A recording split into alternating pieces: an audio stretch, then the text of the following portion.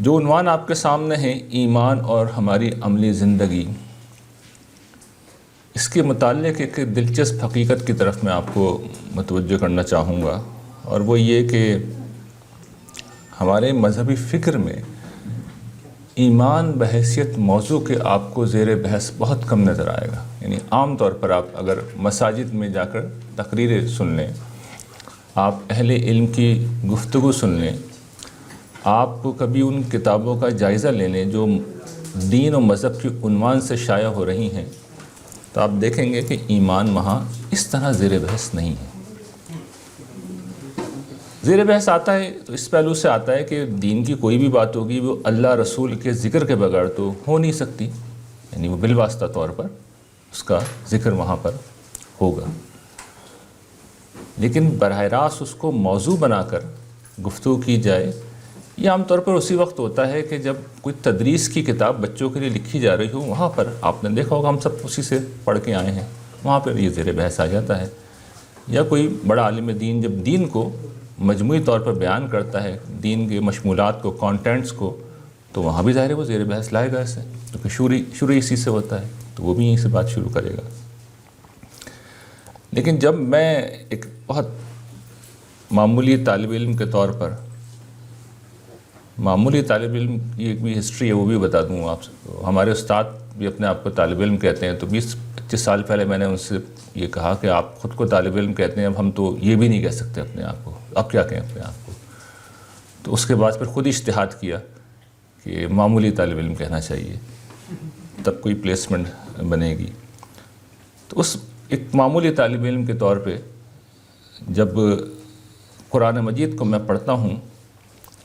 اور آپ بھی پڑھ سکتے ہیں، پڑھ کے دیکھ سکتے ہیں، جس نتیجے تک میں پہنچا ہوں اس سے کوئی مختلف نتیجہ نہیں نکلے گا۔ نتیجہ یہ ہے کہ اللہ تعالیٰ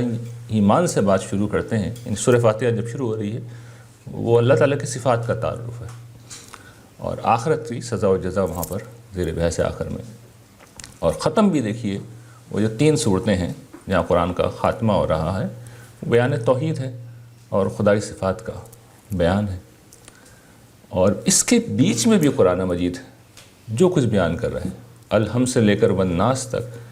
ایمانیات کے 4 کارنر سے باہر نہیں نکل رہا ہے اللہ تعالیٰ۔ گویا کہ ایک مصور جب کوئی پینٹنگ کرتا ہے تو آپ نے دیکھا ہوگا کینوس کے اوپر وہ کام کر رہا ہوتا ہے، وہ کینوس سے باہر نہیں نکلتا، نکل ہی نہیں سکتا، جو کچھ بھی کرے گا اسی کے اوپر کرے گا۔ تو ایمانیات قرآن مجید کا کینوس ہے، حتیٰ کہ اللہ تعالیٰ جب کوئی تاریخ بیان کرتے ہیں تو وہاں بھی شریعت کے احکام بیان کرتے ہیں، وہاں پر بھی براہ راست جہاں زیر بحث نہیں ہوتا ایمان، وہاں پر بھی لگتا یہ ہے کہ اس کو یاد دہانی کے طور پہ وہ لے آئے ہیں۔ واللہ علیم بما تعملون، واللہ سمیع علیم، ان اللہ علی کل شیء قدیر، الی اللہ مرجعکم، مختلف اسالیب سے کہ تمہیں اللہ کے حضور لوٹنا ہے، وہ سب دیکھ رہا ہے، وہ سب سن رہا ہے، وہ تمہارے ساتھ ہے۔